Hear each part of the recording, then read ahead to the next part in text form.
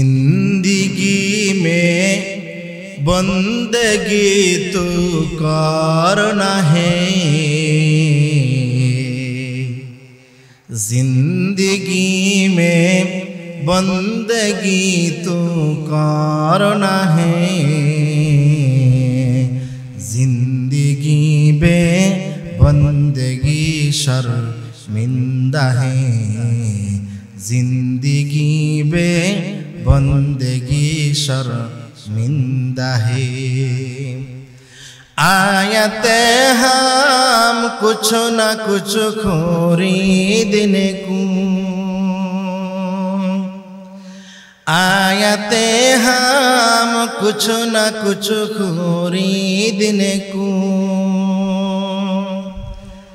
जैसा हूँ रोशन मेरे क़ल्ब रूह, वरना कोई चाहा तो जहाँ मैं नहीं, वरना कोई चाहा तो जहाँ मैं नहीं। जिंदगी में बंदगी तो करना है, जिंदगी में बंदगी तो करना है, जिंदगी में बंदगी शर्मिंदा है, जिंदगी में बंदगी शर्मिंदा है। भाइरा আমার বলতেছিলাম मूसा আলাইহিস সালাতু সালামের জামানায় আল্লাহর নাফরমান কপাল পুরা ফেরাউনের ঘরের মধ্যে একজন দাসী কাজ করত, একজন দাসী কাজ করত।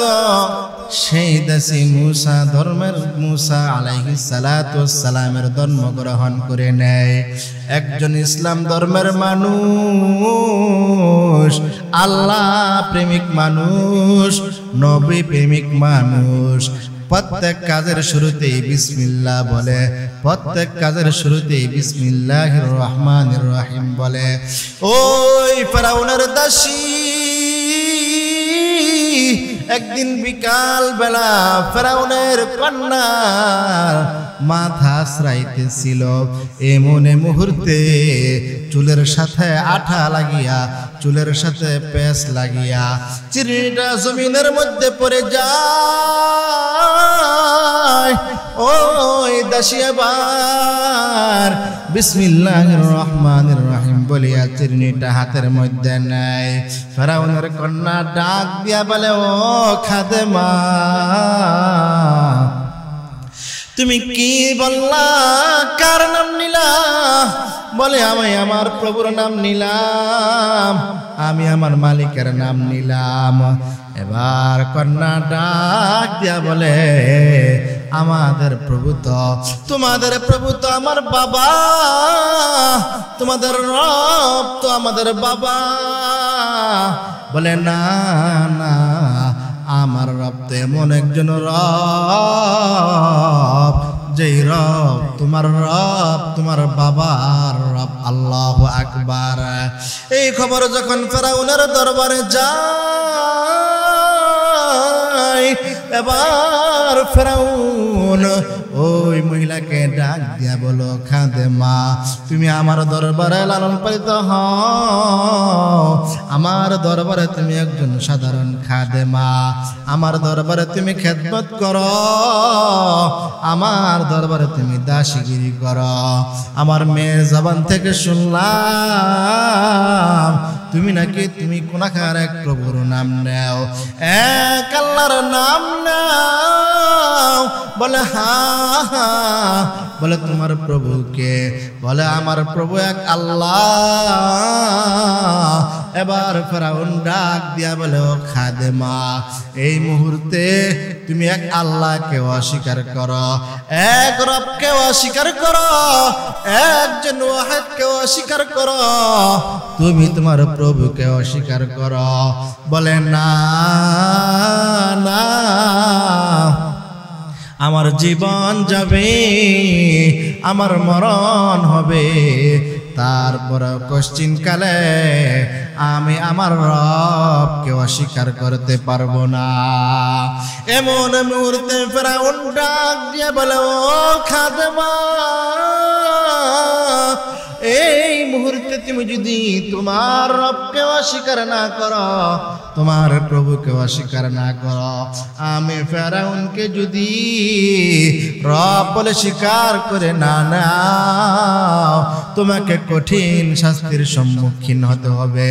বলে, আমি যত ধরনের কঠিন শাস্তির সম্মুখীন হই না কেন, আমি আমার দেহ থেকে, আমার অন্তর থেকে আমার মালিকের নাম আমি মুছতে পারবো না, আমার মালিককে আমি বলতে পারবো না, আমার মালিককে আমি অস্বীকার করতে পারবো না। এবার ফেরাউন তার কর্মীদেরকে ডাক দিয়া বলেন, কড়াইয়ের মধ্যে তেল দাও আর তেলটা প্রচন্ড গরম করতে থাকো। যখন এই তেলটা প্রচন্ড তাপ হয়ে গেল, প্রচন্ড ফুটন্ত তেলের মধ্যে, গরম তেলের মধ্যে ওই মহিলার একটা মেয়েকে এই তেলের মধ্যে ফালাইতে দিরি, এই মেয়েটার হাড় আর গোশত আলাদা হইতে দিরি না। এবার ওই মহিলা হাউমাউ করে কান্নাকাটি করে। এবার ফেরাউন মনে মনে ভাবে, আহারে মনে হয় তার মনটা একটু নরম হয়েছে, আহারে তাহার মনটা মনে হয় একটু নরম হয়েছে, সে মনে করে তার আল্লাহকে অস্বীকার করবে, আমি ফেরাউনকে রব বলে স্বীকার করবে। এবার মহিলাকে ডাক দিয়া বলে, কি ব্যাপার, তোমার চোখে পানি,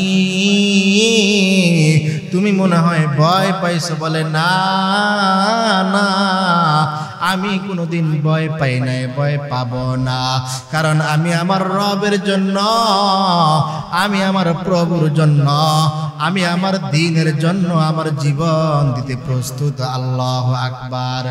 এমন মুহূর্তে ওই মহিলার কোলের মধ্যে একটা সন্তান ছিল, দুধের বাচ্চা ছিল, দুধের বাচ্চাকে কেড়ে নিয়া এই ফুটন্ত তেলের মধ্যে নিক্ষেপ কইরা দিছে। এই তেল থেকে ওই মাকে ডাক দিয়া বলতেছে, মা তুমি আর দেরি করবা না, কি ব্যাপার? বলে, আমি তো তেলের মধ্যে নাই, গরম তেলের মধ্যে নাই। বলে, তুমি কিসের মধ্যে আছো? বলে, আমাদের রব, আমাদের প্রভু আমাদেরকে জান্নাতের ফুলের বাগানের মধ্যে বসাই দিছে। ইয়া ইলাহি তু মেরা মাবুদ হে, या इलाही तू मेरा माबूद है, या इलाही तू मेरा माशूक है, या इलाही तू मेरा रहमान है, या इलाही तू मेरा रहीम है, या इलाही मी कुनद शम्सु कमर, या इलाही मी कुनद शजरु हजर, अल्लाह अल्लाह मी कुनत अर्दु व समा, अल्लाह अल्लाह मी कुनद जवा हवा, कुफुर शिरकु मेरे दिल से दूर कर, मेरे दिल में अश्क हक मामूर कर। বাইরামার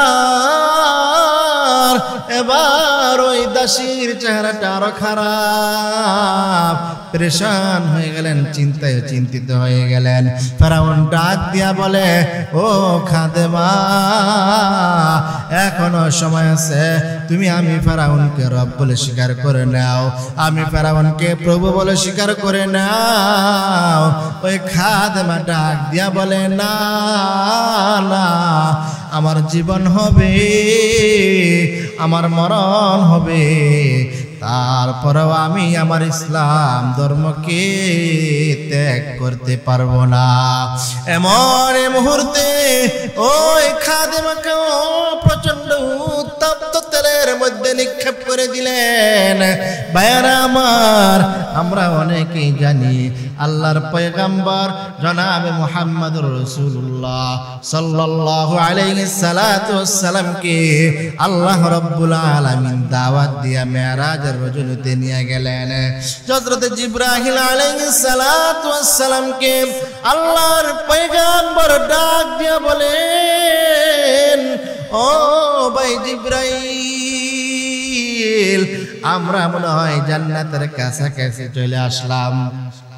বলে না না, আমরা এখনো জান্নাত থেকে অনেক দূরে। আল্লাহর পয়গম্বর ডাক দিয়া বলেন, ও ভাই জিবরাইল, জান্নাত যেহেতু এত দূরে, জান্নাতের গ্রান কোথায় থেকে আসে? বলে ওইতে ফেরাউনের জমানায়, মুসা নবীর জমানায় ফেরাউনের দাসী তার সন্তানদেরকে উত্তপ্ত তেলের মধ্যে নিক্ষেপ করেছিল।